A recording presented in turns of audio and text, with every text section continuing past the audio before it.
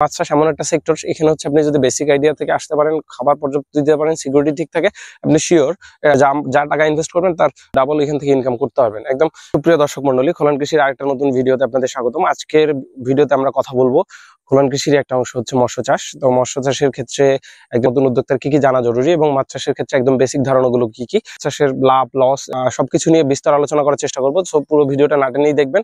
নতুন যারা ভিউয়ার আছেন অবশ্যই আমাদের চ্যানেলটিকে সাবস্ক্রাইব করুন। যদি কোনো কিছু জানার থেকে আমাদের কমেন্টে জানাবেন, আমরা আমাদের বাস্তব অভিজ্ঞতা থেকে যেটুকু জানি বা পারি সেটুকু আপনাদের জানানোর চেষ্টা করব। তো শুরুতেই আমরা প্রথমে কথা বলি একদম মাছ চাষ করার ক্ষেত্রে কি কি জানা লাগবে সে বিষয় নিয়ে একটু কথা বলার চেষ্টা করি। প্রথমে দেখেন যে এই এরিয়াটা আছে, এটা প্রায় 4.5 একরের মতো একটা মাছের খামার। তো এই মাছের খামারটার স্বত্বাধিকারী আমরাই। গত বছর এটা বাণিজ্যিক আকারে করার প্ল্যানিং হচ্ছিল বা প্ল্যানিং শুরু হয়েছে। তো সেক্ষেত্রে আমরা কি কি প্রতিবন্ধকতার সম্মুখীন হয়েছিলাম এবং কোন বিষয়গুলো বেশি প্যারা দিচ্ছিল সবগুলো নিয়ে কথা বলবো, এবং হচ্ছে লাভ লসের হিসাবটা আজকে আমরা একটু বলার চেষ্টা করবো। প্রথমেই মাছ চাষ করার ক্ষেত্রে আপনার প্রথমেই যেটা লাগবে হচ্ছে একজন মৎস্য চাষী মাছ চাষের ক্ষেত্রে আসতে যাচ্ছেন, বেসিক তিনটা জিনিস লাগবে, না হলে হচ্ছে আপনি মাছ চাষ করতে পারবেন না। প্রথম হচ্ছে পানি। আপনি মাছ চাষের ক্ষেত্রে উঁচু জায়গা নির্ধারণ করলে হবে না, তো এমন জায়গা নির্ধারণ করতে হবে, আপনি জায়গাটা মাছের এরিয়া বানাইতে যাচ্ছেন, প্রজেক্ট করতে যাচ্ছেন, সেক্ষেত্রে পানি বেশি থাকে এরকম জায়গা সিলেক্ট করতে হবে। এবং মাছ চাষের দুইটা ভাগ আছে, একটা হচ্ছে আপনি রেণু চাষ। আমাদের অঞ্চলে দুইটা সাইজের মাছ চাষ হয়ে থাকে, একটা হচ্ছে রেণু চাষ আর একটা হচ্ছে বাজারি মাছের চাষ। তো রেণু চাষ করার ক্ষেত্রে যেটা হয়, রেণু চাষীরা কি করে, মাছ হচ্ছে রেণু থেকে চাপের সাইজ করে, যেটাকে বলে হচ্ছে আমাদের এখানে প্রায় 3 থেকে 4 গিট, সেটা চাপের মাছ বলে। 1 বছর রেণু থেকে প্রায় 6 মাস পর যে মাছটা হয় সেটা হচ্ছে 6 মাস পর যে মাছ সাইজ যে লেভেলে আসার পর ছাড়ে সেটা হচ্ছে চাপের মাছ। এই চাপের মাছটাই 3-4 মাস পর পোষার পর হচ্ছে বাজারজাতকরণের মাছ। তো আমরা এই যে 4.5 একর এরিয়া, এখানে হচ্ছে আমরা প্রজেক্টটাকে 2 ভাগে বিভক্ত করছি। একটা হচ্ছে আড়াই করে। তো এক অংশে আমরা হচ্ছে বাণিজ্যিক বা বাজারি মাছের চাষ করি, অপোজিট অংশে হচ্ছে রেণু চাষ করি। তো এটার যে বেনিফিট, রেণু চাষের বেনিফিটটা নিয়ে কথা বলবো পরবর্তী কোনো ভিডিওতে। তো প্রথমে যে বিষয়টা নিয়ে কথা বলতেছিলাম, একদম বেসিক আইডিয়া গুলো নিয়ে কথা বলার চেষ্টা করতেছিলাম, সেটা দ্বিতীয় ধারণা, সেটা হচ্ছে আপনার সিকিউরিটি কনসার্ন। আপনি মাছের খামার করতে চাইতেছেন, সেই জায়গার হচ্ছে সিকিউরিটি কনসার্ন গুলো কমপ্লিট করতে হবে। এক হচ্ছে মাছের খামারের পাড়ের ক্ষেত্রে সাবধানতা অবলম্বন করতে হবে।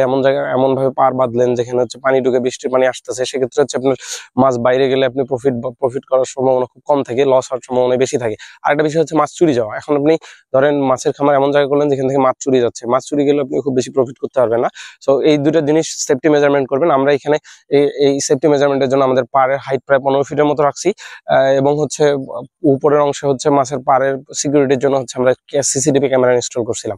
এবং 3 নম্বর হচ্ছে মাছ মজুদ পরবর্তী চিন্তা ভাবনা, সেটা হচ্ছে মাছ আপনি রাখলেন, মাছ ছাড়লেন, মাছ ছাড়ার পর হচ্ছে খাদ্য দিতে পারলেন না, সেক্ষেত্রে আপনি আশানুরূপ ফল পাবেন না, বরঞ্চ যা মাছ ছাড়বেন তার থেকে আরো মাছ কমে যাবে। সো খাবার পর্যাপ্ত মজুদ রাখতে হবে। আপনি মাছের খামার করতে গেলে পর্যাপ্ত খাবার আপনার মজুদ থাকতে হবে। তো এই হচ্ছে 3টা বেসিক আইডিয়া। আপনি মাছের খামার করতে যাচ্ছেন, এই 3টা বেসিক আইডিয়া রাখলে আপনি মাছের খামার করতে পারেন।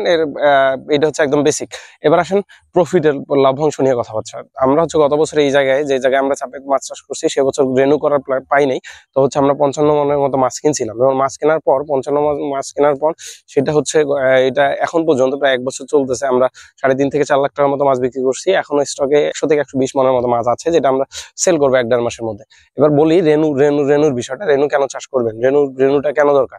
কারণ আপনার যদি মাছের খামারের এরিয়া বড় হয়, তাহলে অবশ্যই একটা অংশ রাখবেন যেখানে হচ্ছে আপনি রেনু চাষ করবেন। রেনু চাষ ইম্পর্টেন্ট, কারণ হচ্ছে আপনি রেনু থেকে এই চাপের মাছ করে আপনি যে প্রফিটটা পাবেন, সেম প্রফিট হচ্ছে আপনি মাছ কিনে করতে পারবেন না। প্রফিট করতে পারবেন। মাছ চাষ এমন একটা সেক্টর, এখানে হচ্ছে আপনি যদি বেসিক আইডিয়া থেকে আসতে পারেন, খাবার পর্যাপ্ত দিতে পারেন, সিকিউরিটি ঠিক থাকে, আপনি শিওর যা টাকা ইনভেস্ট করবেন তার ডাবল এখান থেকে ইনকাম করতে পারবেন। একদম মাছ চাষের ক্ষেত্রে একদম এটা বেসিক স্টেটমেন্ট। কেউ দেখ আর না দেখ, আমি আমার পার্সোনাল অভিজ্ঞতা থেকে বলতেছি, সেটা হচ্ছে আপনি মাছ চাষে শিওর প্রফিট পাবেন যদি আপনি বেসিক 3টা আইডিয়া বা ধারণা আপনার মাথায় রাখতে পারেন। এবার আসেন রেনু চাষ কেন করবেন। রেনু চাষ আমরা গত বছর এখানে 55 মনের মতো মাছ কিনছি, যেটা আমাদের মাছ কিনতে প্রায় 3 থেকে 3.5 লাখ টাকার মতো খরচ হয়েছে। এরপর আমরা এখানে খাবার প্রায় 2 লাখ টাকার মতো খাবার দিছি।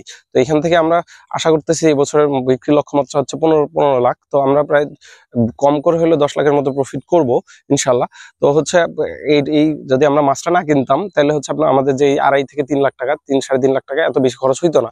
ধরেন আমরা পুকুরের একটা সাইডে রেনু করলাম, রেনুটা করার পর সেই রেনুটা হচ্ছে এই সাইডটা পার করে দিলাম, মানে মানে বাজারি মাছের জন্য পার করে দিলাম চাপের সাইজ করে, তাহলে হচ্ছে আমাদের রেনুর খরচটা একদমই কম। রেনুর খরচের ক্ষেত্রে হচ্ছে আমরা যদি 20-30 মন মাছ করতে চাই রেনু থেকে এই সাইজ, আমাদের সর্বোচ্চ খরচ হবে 20 থেকে 25 হাজার টাকা, এর বেশি খরচ হবে না 1.5 মাসের মধ্যে। তাহলে আমরা 25 থেকে 30 হাজার ধরলাম, অ্যাপ্রক্সিমেট 30 থেকে 40 হাজার টাকার মধ্যে আমরা রেনুর মাছটা পেয়ে যাচ্ছি, চাপের মাছ পেয়ে যাচ্ছি, যেটা আমাদের কিনলে 2.5 থেকে 3 লাখ টাকা খরচ হচ্ছে। তো রেনুর এই সাইডটা হচ্ছে আপনার মাছের খামারে একদম হায়ার প্রফিট করার জন্য রেনুর সাইড রাখবেন। আপনারা যারা নতুন খামার করতে যাচ্ছেন বা নতুন মাছের খামার নিয়ে আগ্রহী, তারা অবশ্যই এটা সাইড রাখবেন, যেখানে হচ্ছে রেনু চাষ করা যাবে বা রেনু রাখা যাবে। এবার রেনুর খাবার প্রস্তুতি নিয়ে আমরা অপোজিট অংশে যদি দেখাই, যে অপোজিট অংশে হচ্ছে আমরা রেনু অলরেডি ছাড়ছি, এটা 31 দিনের মতো সময় চলতেছে। আমরা পরবর্তী ভিডিওতে এটা জানানোর চেষ্টা করবো যে আসলে কি পরিমাণ মাছ হইলো, 5 কেজি রেনুতে কি পরিমাণ মাছ হইলো, আমাদের খরচ কিরকম হইলো, সবগুলো নিয়ে কথা বলার চেষ্টা করবো। এবং আমি জাস্ট বেসিক আইডিয়াটা দিলাম যে এখানে সর্বোচ্চ আমাদের 25 থেকে 30 হাজার টাকা খরচ হয়েছে রেনু 5 কেজি রেনু করতে। আমরা এখান থেকে 25 থেকে 30 মণ মাছ পাবো আরো 2 মাস পর।